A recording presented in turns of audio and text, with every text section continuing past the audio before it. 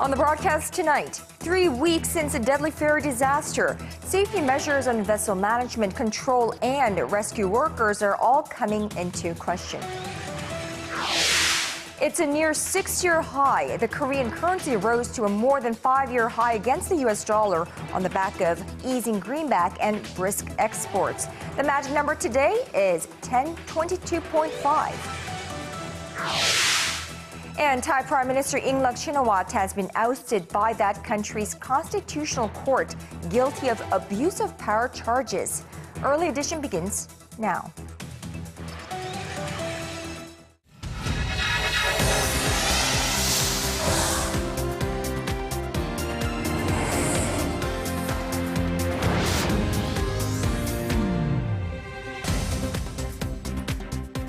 It is 5 a.m. in New York, 4 p.m. in Bangkok, and 6 on a Monday or Wednesday evening, rather, here in Seoul. This is Early Edition at 6, live from Seoul. I'm Moon Ganyang. And I'm Daniel Chen. Thank you for joining us. Now, it's been 3 weeks since a sailboat ferry capsized off the southwestern coast of Korea.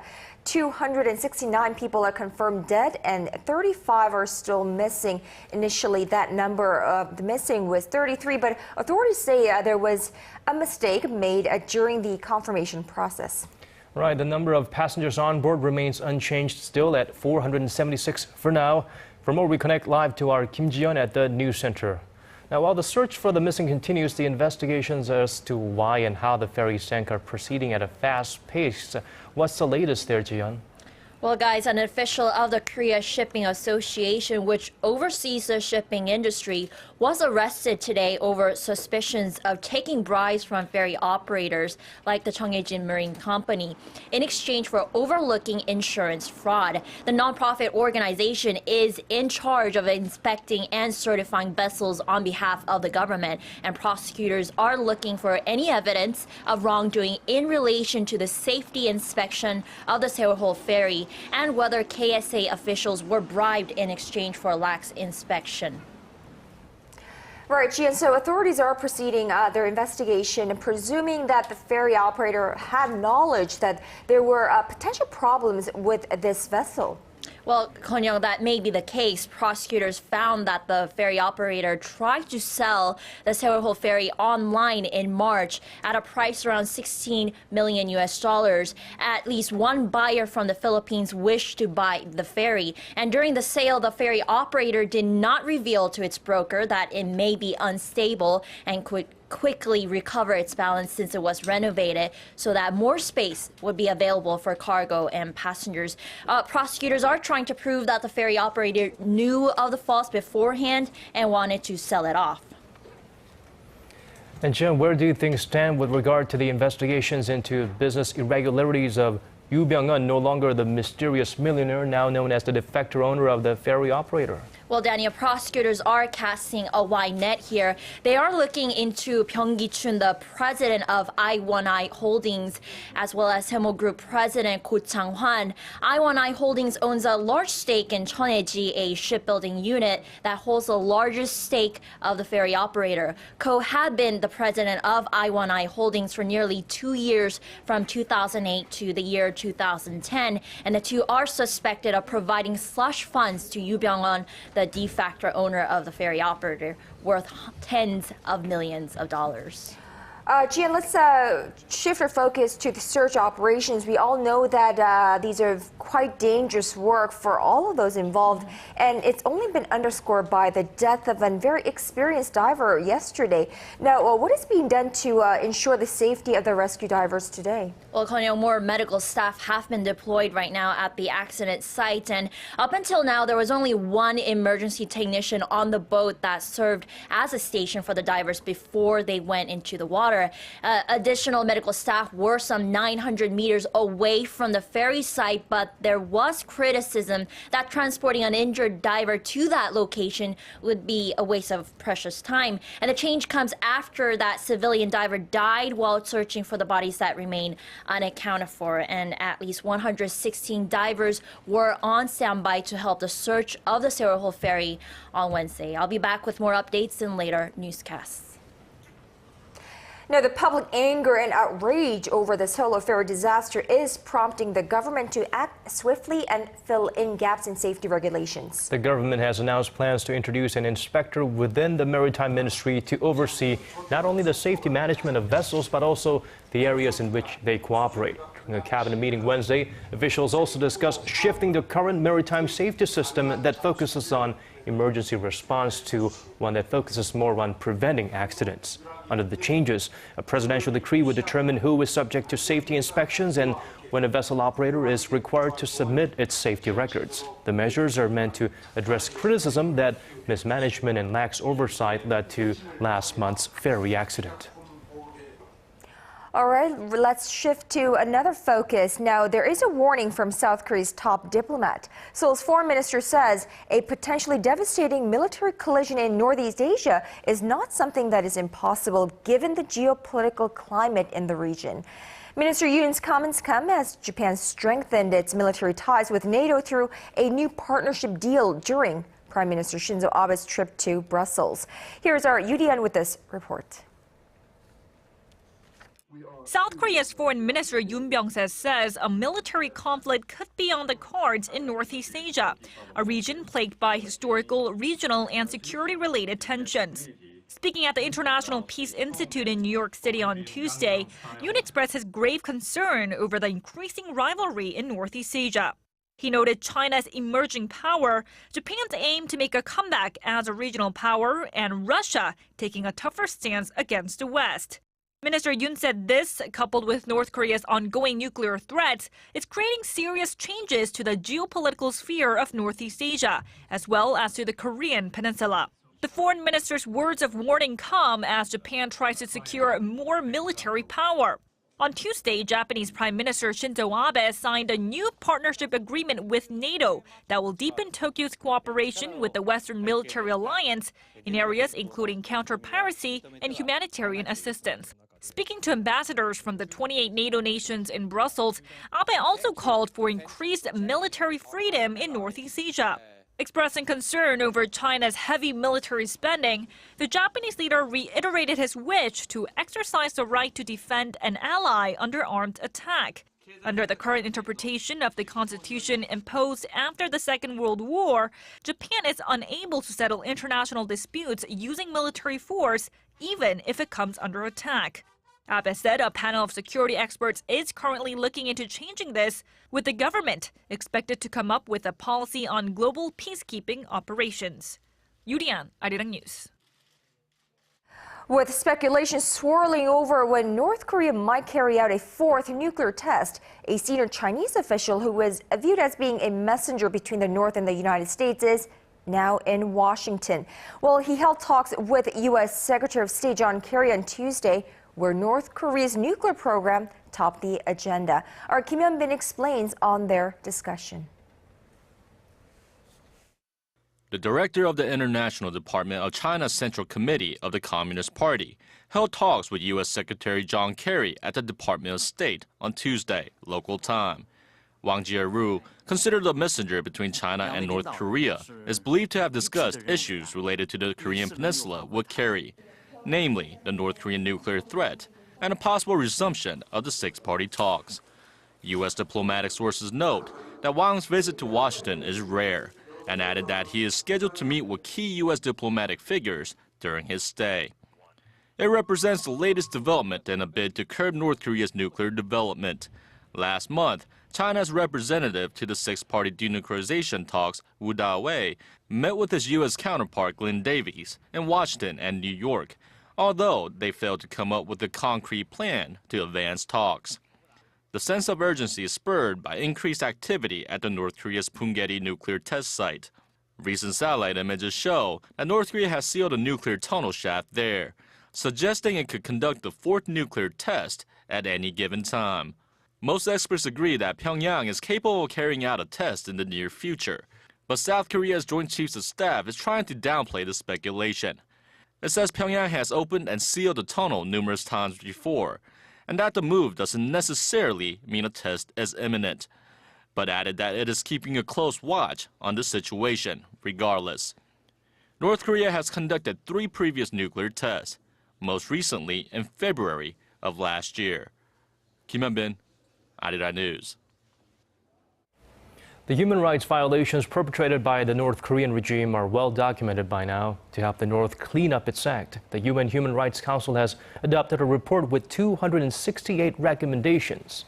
But it didn't take long for Pyongyang to flatly reject a good portion of them. Our Park Ji-won reports. The United Nations Human Rights Council has provided North Korea with 268 recommendations to improve its dire human rights conditions. They came in a report adopted on Tuesday in Geneva during the Council's Universal Periodic Review session on North Korea. The extensive report urges Pyongyang to close its notorious prison camps and end public executions. It also called on the North Korean regime to stop its systematic and widespread human rights violations, which include forced labor. North Korea immediately dismissed substantial portions of the report, rejecting 83 of the recommendations outright. The rejected recommendations include closing down any political prison camps, eradicating state-sponsored discrimination based on the political backgrounds of families, and cooperating with the International Criminal Court. North Korea's UN ambassador Seo Se-pyong said the recommendations came out of the international community's misunderstanding and prejudices against the regime. Regarding the remaining 185 recommendations, North Korea said it will review them and respond before the Council's regular session scheduled for September, during which time the full report will be made public. The Council's Universal Periodic Review is held for 2-week periods, 3 times a year. During each session, 14 countries undergo reviews. Pyongyang took the opportunity to lash out at the United States. The North State media said the U.S. is the worst country in terms of human rights infringement.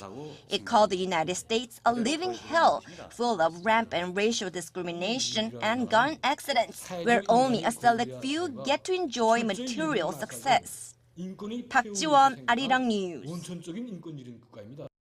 We shift our focus to other parts of our world. Thailand's Constitutional Court on Wednesday dealt a decisive blow to Prime Minister Yingluck Shinawatra, ordering her to step down for abuse of power. The court found Yingluck guilty of violating the nation's constitution when she transferred the National Security Council chief to another position back in 2011. The Prime Minister appeared in court Tuesday to defend her actions, rejecting the notion that her party had benefited in any way from the move. Cabinet members involved in the transfer were also ordered out of their posts.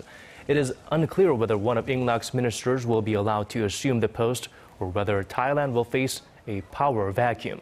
The verdict is likely to stir up more unrest in the nation amid Prime Minister Yingluck's supporters. It follows 6 months of anti-government demonstrations that have paralyzed the government.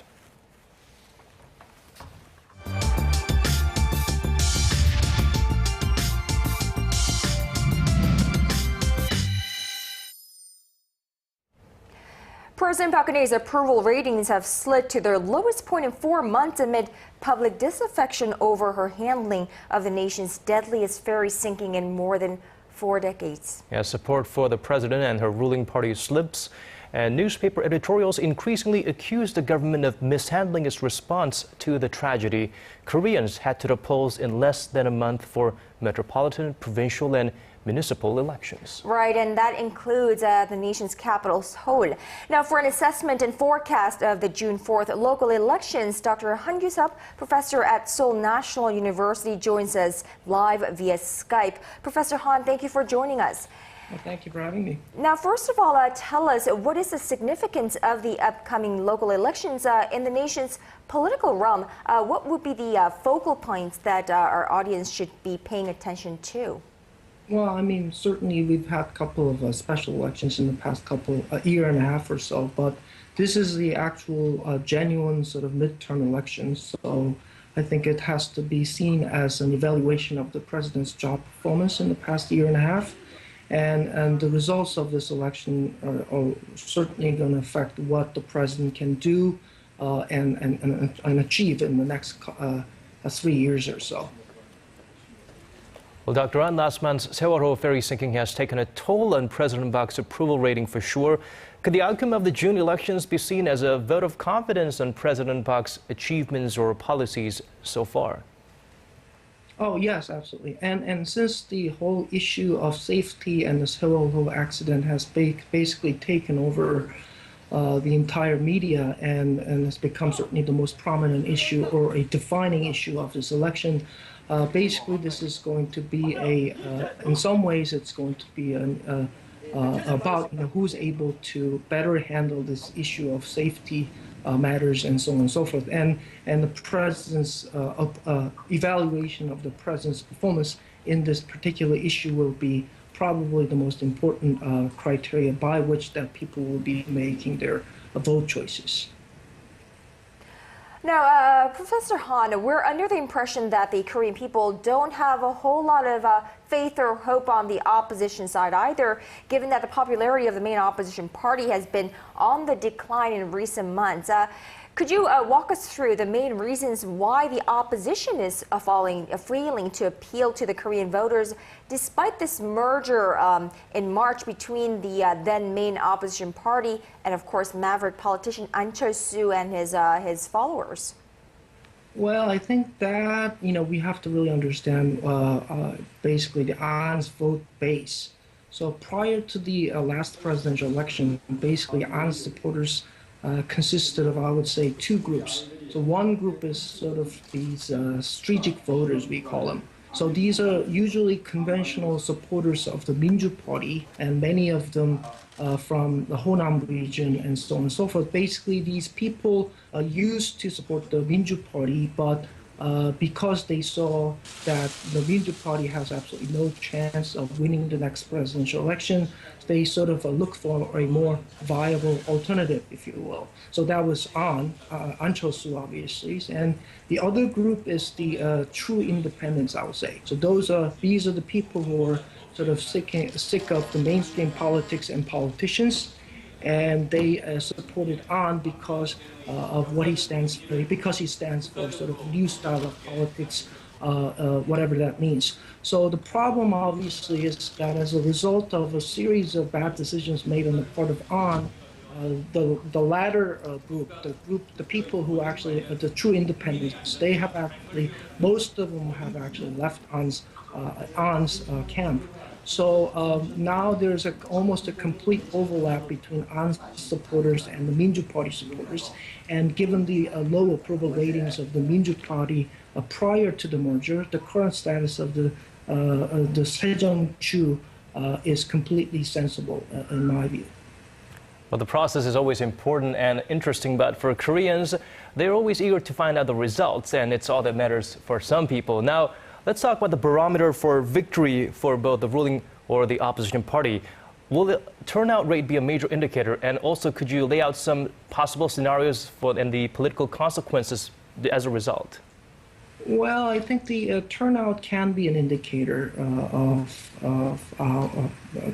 what the public actually thinks of the president and so on and so forth right now. I think there are reasons why we could possibly expect the turnout to be relatively high, and there are other reasons for which that we can also expect the turnout to actually go down. Some people seem to argue that the turnout would actually become lower than the previous elections because a lot of people have lost their interest in politics and also in this particular election because the issue of safety has become the most prominent issue and so on and so forth. But there is actually an inverse relationship because the president's approval ratings have dropped substantially.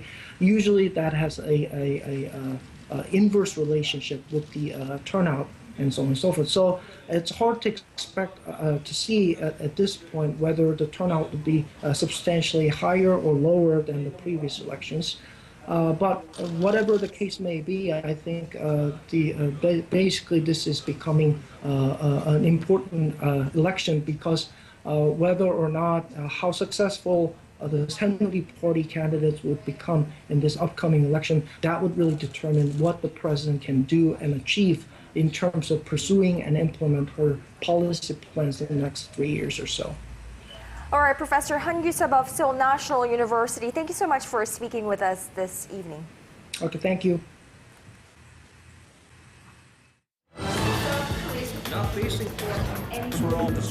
Digging deeper, getting to the bottom of stories that impact your life. Talking with you on air and online. Connecting you with experts on the world's most pressing issues. News and current affairs at its best with Moon Gong-yong and Daniel Che on Early Edition at 6.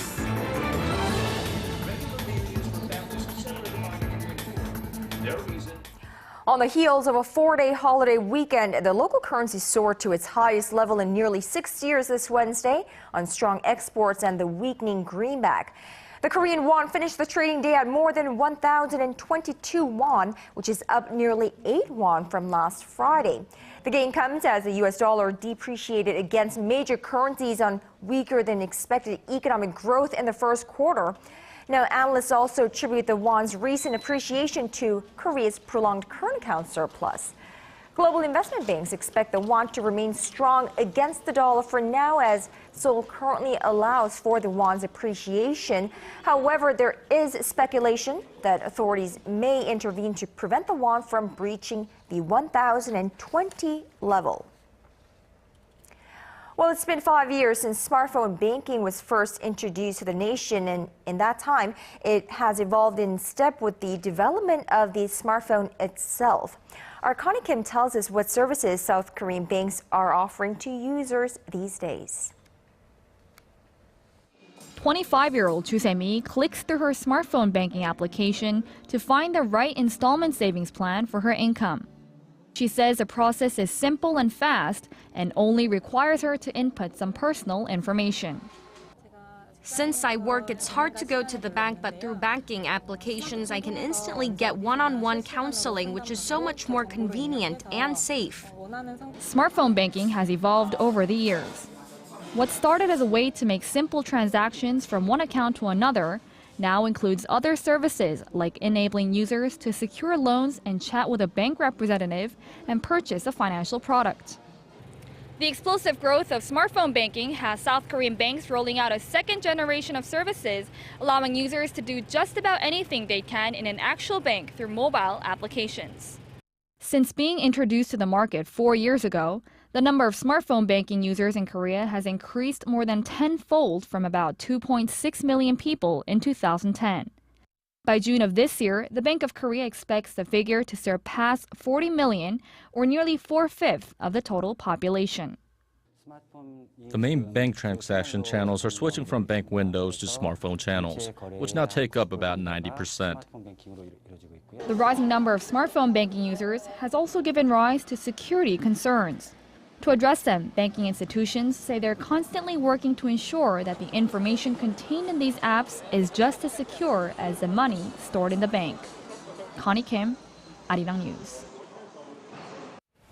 It's history in the making in the stock listings world. Alibaba, a Chinese company, one of the world's fastest growing internet companies, has officially filed its initial public offering in the U.S., and it could be one of the biggest ever. Our Connie Lee has more. Alibaba is not only the biggest online marketplace in China, according to some reports, it's the biggest online marketplace in the world. And now the e-commerce giant has its eyes on the US, officially filing to launch an initial public offering there. In its registration statement, the Chinese company said it plans to raise $1 billion, but analysts say the amount is likely to go much higher. Some expect its IPO to surpass that of Facebook, which raised $16.4 billion in 2012, while others expect Alibaba's offering to be as big as credit card company Visa, which raised nearly $20 billion in 2008. If the total surpasses that amount, Alibaba's IPO could become one of the largest ever in the U.S. Based on the average estimate from a dozen analysts surveyed by Bloomberg News, Alibaba is valued at $168 billion. So what exactly is Alibaba? Simply put, the online marketplace is described as a mixture of Amazon, eBay, and PayPal, but with sales that trumpet those three online sites.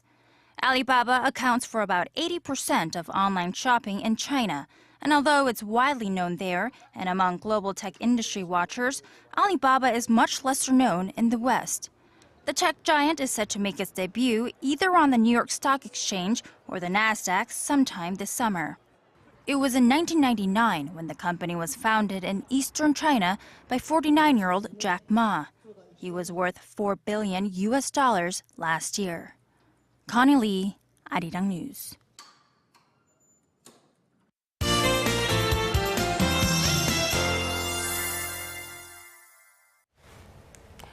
Well, down in Chindo off Korea's southwestern coast, search for the victims of the Seoul ferry disaster continues. Joining us now for a look at the conditions in Chindo is Michelle Park. Michelle, how are things looking right now?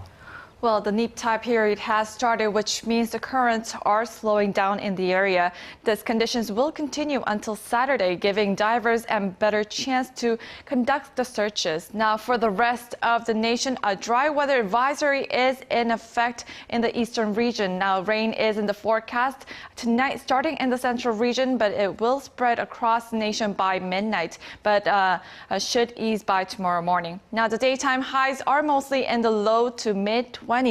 But there are huge temperature gaps, about 8 degrees, making mornings and nights a bit chilly, so make sure you are prepared for the fluctuations. Now going over to our temperature readings, Seoul will start off the morning at 12 degrees before reaching up to 21 in the afternoon. Meanwhile, the southern cities such as Daegu and Busan will get up to 24 and 23 degrees. Now moving over to other regions, Jeju Island tops out at 19, Dokdo at 15, while Mangkeumgang tops out at 9. Well, that's all I have for you tonight. I'm Michelle Park, and back to you guys.